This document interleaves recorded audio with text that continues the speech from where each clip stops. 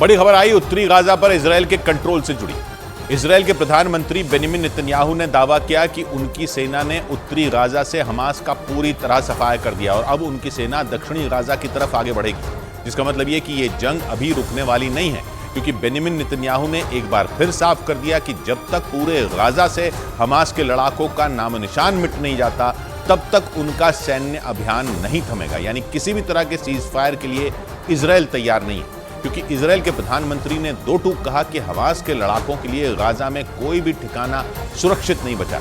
मतलब पूरे गाजा में हमास के लड़ाके कहीं भी छिपे हो, इजरायल की सेना उन्हें चुन चुन कर खत्म करेगी। नेतन्याहू के ताजा बयान से यह साफ हो गया कि उत्तरी गाजा से हमास के लड़ाकों के सफाए के बाद इजरायल की सेना दक्षिणी गाजा पर कहर बरपाने वाली है। हालांकि 7 अक्टूबर को इजरायल पर हमास के हमले के बाद इजरायली वायुसेना ने पूरी गाजा पट्टी पर बारूद की बारिश शुरू कर दी थी और उत्तरी गाजा पर तो इजरायल की वायुसेना ने इतने बम बरसाए कि पूरा इलाका मानो कब्रिस्तान बन गया हो। वहां से सामने आई तस्वीरों में चारों तरफ तबाही के निशान साफ नजर आए। इजरायल का दावा है कि उसकी सेना ने गाजा पट्टी को उत्तरी और दक्षिणी 2 हिस्सों में तोड़कर हमले किए। इजरायल की सेना के मुताबिक उत्तरी गाजा से हमास का पूरी तरह से सफाया कर दिया गया। ये वही इलाका है जहां से 7 अक्टूबर को हमास के लड़ाकों ने इजरायल में घुसकर सबसे ज्यादा कोहराम मचाया था। लेकिन इजरायल की सेना की तरफ से दावा किया गया कि हमास के गढ़ में घुसकर उसके एक एक ठिकाने को ध्वस्त किया गया और अब उसके निशाने पर दक्षिणी गाजा में हमास के ठिकाने और उसकी सुरंगें हैं। जिसका मतलब यह है कि इजरायल की सेना का अगला कदम और ज्यादा भयानक होने वाला है, क्योंकि इजरायल की सेना को इस बात की आशंका है कि हमास के कई लड़ाके उत्तरी गाजा से दक्षिणी गाजा में जाकर छिप गए, जिनके खात्मे के लिए इजरायल की सेना उत्तरी गाजा की तरह दक्षिणी गाजा में भी जमीनी ऑपरेशन शुरू कर सकती है। गाजा का ये इलाका दक्षिण पश्चिम में मिस्र से सीमा साझा करता है और उसके पूर्व में भूमध्य सागर है। हालांकि गाजा के दक्षिणी हिस्से में इजरायल की सेना पहले से ही हवाई हमले कर रही है, क्योंकि इजरायल की सेना का मकसद सिर्फ उत्तरी गाजा से नहीं बल्कि पूरे गाजा से हमास के खात्मे का है, ताकि हमास इजरायल के खिलाफ फिर कभी सिर न उठा सके।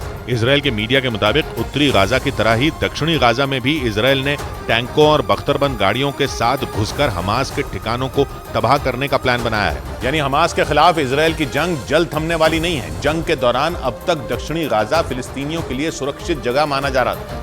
हमास पर ऑपरेशन के दौरान बेगुनाह लोग न मारे जाएं, इसके लिए खुद इजरायल ने उत्तरी गाजा में रहने वाले लोगों से दक्षिण की ओर जाने के लिए कहा था। और तो और उत्तरी गाजा से लोगों को निकालने के लिए इजरायल ने सुरक्षित रास्ता भी बनाया था। खबरों के मुताबिक हमास के सफाए के लिए 26 अक्टूबर को जमीनी हमले शुरू करने से पहले ही इजरायल की सेना ने गाजा को 2 टुकड़ों में बांटने की रणनीति बना ली थी, ताकि 41 किलोमीटर लंबे एक हिस्से पर बमों की बारिश करके हमास के ठिकानों को तबाह कर दिया जाए और दूसरे हिस्से में आम फिलिस्तीनियों को सुरक्षित पहुंचाया जाए, क्योंकि करीब 23 लाख आबादी वाले गाजा की आधी आबादी जंग से पहले उत्तरी गाजा में रह रही थी। लेकिन जंग छिड़ने के बाद लाखों लोग जान बचाने के लिए दक्षिणी गाजा की तरफ पलायन कर गए, जबकि इजरायल का दावा है कि दक्षिणी गाजा में भी हमास के कई ठिकाने उसके रडार पर हैं और जल्द ही उत्तरी गाजा की तरह वहां भी बड़ा ऑपरेशन शुरू कर दिया जाएगा। लेकिन जानकारों का मानना है कि गाजा से हमास को पूरी तरह खत्म करना इजरायल के लिए इतना भी आसान नहीं होगा, क्योंकि हमास के पीछे ईरान समेत कई मुस्लिम देशों की ताकत है। यानी हमास इतनी आसानी से इजरायल के सामने घुटने नहीं टेकने वाला। 7 अक्टूबर को इजरायल पर किए गए हमले की प्लानिंग से ये साफ हो गया था कि हमास इजरायल से लंबी लड़ाई लड़ने की तैयारी करके बैठा है। कतर के टीवी चैनल अल जजीरा के मुताबिक जंग शुरू होने से पहले हमास के पास 40,000 लड़ाके थे और उसके पास 15,000 रॉकेट और भारी गोला बारूद का जखीरा था। दावा किया जाता है कि गाजा को हथियारों की सप्लाई ईरान और लिबिया से होती है। ईरान से गाजा तक हथियार पहुंचाने के लिए पहले उन्हें यमन तक लाया जाता है, फिर वहां से मिस्र के पास सुएज नहर तक पहुंचाया जाता है। यहां से वो हथियार सिनाई होते हुए गाजा पट्टी तक पहुंचते हैं। यानी इजरायल से टकराने के लिए हमास के पास हथियारों की कमी बिल्कुल नहीं है।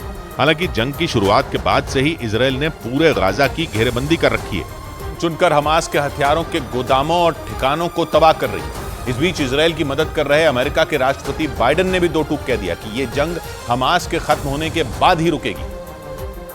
यानी इजरायली सैनिक तब तक बंदूकें नहीं रखेंगे जब तक हमास का आखिरी लड़ाका नहीं मारा जाता। चीन के राष्ट्रपति शी जिनपिंग से मुलाकात के बाद अमेरिका के राष्ट्रपति जो बाइडेन ने अपने बयान में साफ कहा कि हमास को पूरी तरह खत्म कर देने तक गाजा में हमास के हमले जारी रहेंगे। When Hamas no longer maintains the capacity to murder and abuse and Biden का ये बयान ऐसे समय में आया जब दुनिया भर से गाजा में हो रहे इजराइल के हमलों पर चिंता जाहिर की जा रही है। और पिछले हफ्ते खुद बाइडेन ने भी युद्ध विराम की बात कही थी। हालांकि हमास के साथ जारी लड़ाई में अमेरिका खुलकर इजराइल के साथ खड़ा है। जंग के पहले ही दिन से अमेरिका पूरे एक्शन में है। उसने अपने हथियार गोदाम के दरवाजे इजराइल के लिए पूरी तरह खोल दिए और भूमध्य सागर में अपने युद्धपोत भेजकर इजराइल के लिए अभेद्य सुरक्षा कवच बना दिया।